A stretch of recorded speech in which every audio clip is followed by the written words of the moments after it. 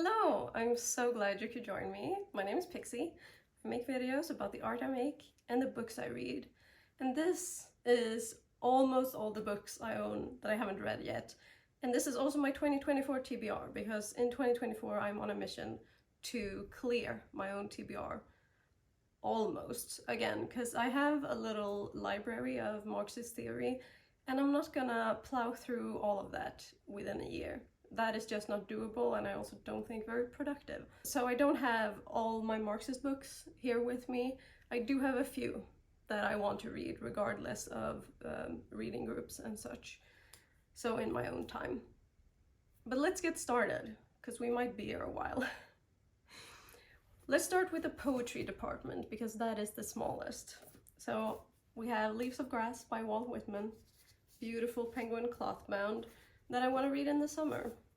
And then we have, wait, this isn't poetry. I keep thinking it is, and it isn't. So yeah, this is the poetry department. The Prophet by Khalil Gibran. That was recommended to me by a comrade, so I really want to check that out. This is the dark academia section. We've got If We Were Villains, The Society for Soulless Girls, and the Atlas 6. I'm thinking I want to read these together in like a vlog or something. I think that would be fun. I know dark academia is kind of going out of trend, but I'm still there. I'm still at the restaurant. This book I'm excited to finally get to. So this is Her by Cherry Mohanji.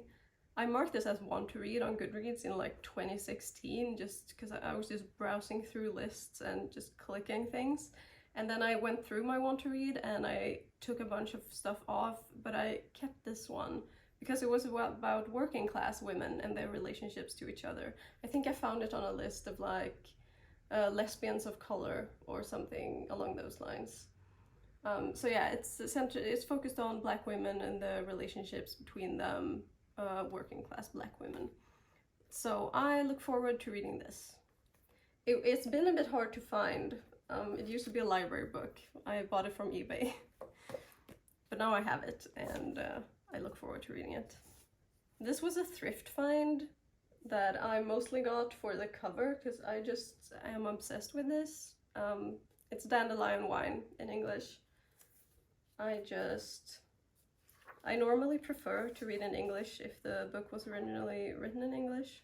If it wasn't originally written in Swedish, I would rather read in English. But thrifting in Sweden means you're gonna find a lot of Swedish books. So speaking of translated books in English, Out by Natsuo Kirino. Also very excited, also about working class women. But let's talk about the like Swedish specific books that are literally just Swedish, so we can get those out of the way. This is also a working class book. A novel about hard labor is the undertitle. So I'm excited for that. This is about an artist, so that's why I bought it. Also, I love this like 60s, 70s style illustration cover. Obsessed. Don't remember what this is about. A rural drama of some sort, I think. I've heard good things about it, so that's why I picked it up.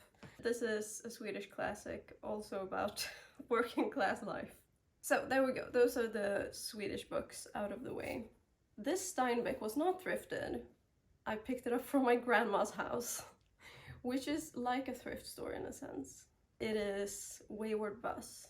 I like this illustration cover as well. I generally like Steinbeck, so I'm excited to read this. It's very like soft and floppy, which is nice. Okay, then let's do the rest of these small paperbacks. We have A Star Called Henry by Roger Doyle. Why did I pick this up? I don't remember.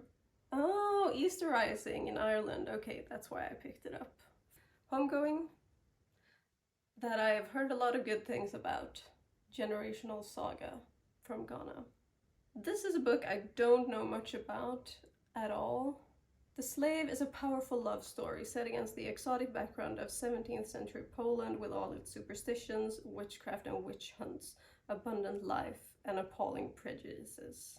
Though richly rooted in the folklore of its period, The Slave has such a strong, compelling story to tell that its appeal is both contemporary and universal. Interesting. When was this written? First published in the USA in 1962. Okay. Not sure why I picked this up, but I'm sure it's good.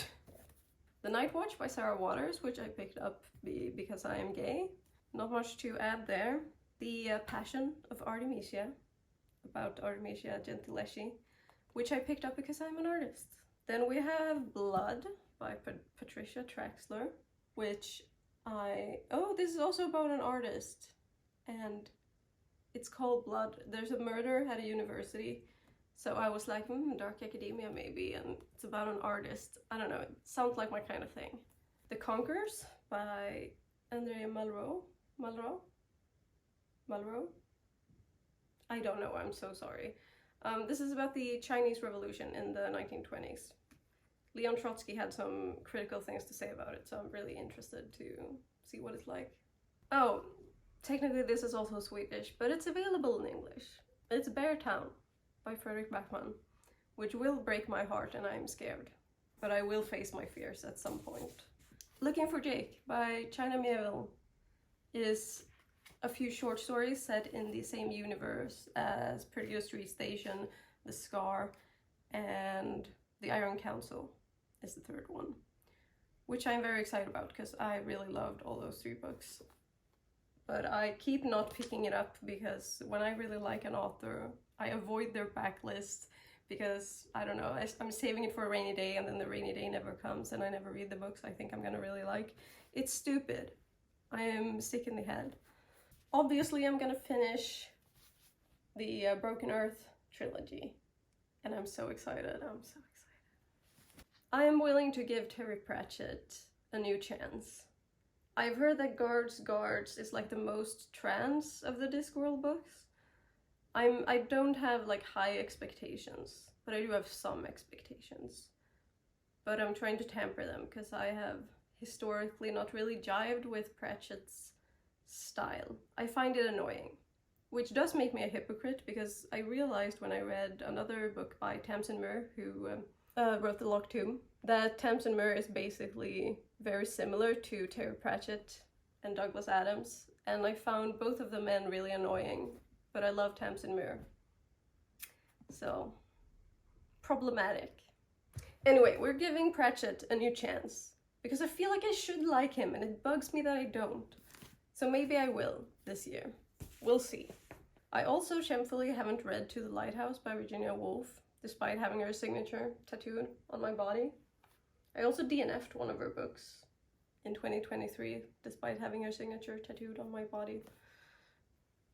I live according to no rules. That is a lie, I have many rules. This is Marianne by Daphne du Maurier, who you may know from Rebecca.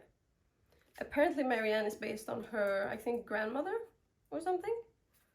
And I honestly just bought it because it was Daphne du Maurier. The Mother by Maxim Gorky. It is about the 1905 revolution in Russia, the dress rehearsal from 1917, if you will. I just look forward to reading this. This is another thrift find that I'm like, I just thought it sounded vaguely interesting and so I bought it, and now I have it, and I have to read it. It's Ragtime by E.L. Doctorow, who I've never read before. The Turn of the 20th Century. Henry Ford, Emma Goldman, three remarkable families, one black, one Jewish, and one prosperous wasp, to create a dazzling literary mosaic that brings to life an era of dire poverty, fabulous wealth, and incredible change. So yeah, it was probably the class aspect that led me to buy this. Maybe it will be a new favorite. I hope so. That would be really fun if that were to be the case. Then we have The Beautiful Ones by Silvia Moreno Garcia. I'm gonna end up reading all of her books probably, because Hannah at Ledette M is doing a gothic read-along of all of her books in her Discord server. So I don't remember which month we're reading this in. Might be May. But yeah, at some point this will get read. And then Everyone in This Room Will Someday Be Dead by Emily Austen, because I am gay again, and an atheist. This is about an atheist lesbian who works in a church, which is fun. I've also heard people say that the main character reads like autistic, and Emily Austin has said that that was not her intention, but she thinks that she's probably autistic. So I look forward to reading that. Okay, it's again China Miéville that I haven't read because I'm fucked in the head. The Census Taker, and another Swedish book, and a non-fiction book about Percy Shelley, poet and revolutionary. So it's about his politics. I don't look forward to putting all these back on the shelf. Okay, now let's do the non-fiction stack. Firstly, we have the love letters between Virginia Woolf and Vera Sackville-West. We have Salt of the Earth screenplay, which is about a miners' strike in 1950s America, I think New Mexico. Yeah. I've seen the film, but I found this in a thrift store and I thought it might be fun. This is interesting. So this is the autobiography of Ludmila Pavlichenko, who was a very skilled sniper in the Red Army during World War II. So she eliminated a lot of fascists. And then we have 10 Days That Shook the World by John Reed, an eyewitness account of the October Revolution in 1917. And we have Class Struggle in the Roman Republic by Alan Woods, which is pretty relevant to us today because capitalism is in decline.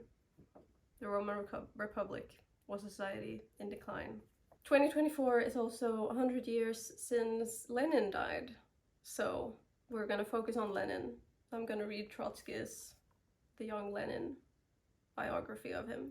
Moving on with the political nonfiction, we have The Black Jacobins by C.L.R. James about the Haitian Revolution. I really want to know more about that, so I'm excited. We have Frederick Douglass, Narrative of the Life of an American Slave. It's pretty short, but I think this will be super interesting as well. Because I don't think I've ever read like a first-hand account of slavery. This is another Swedish book. It's about two working class lesbians around the turn of the century, last century.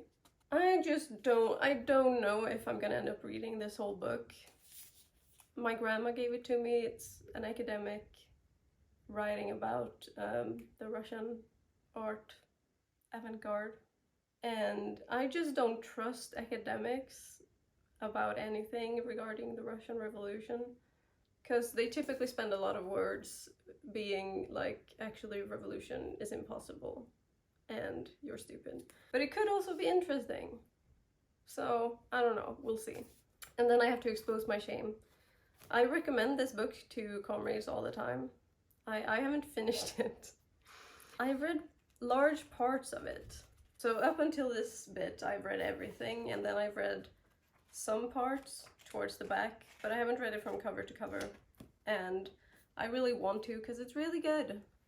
I will also continue to read Bolshevism, of course, with my reading group.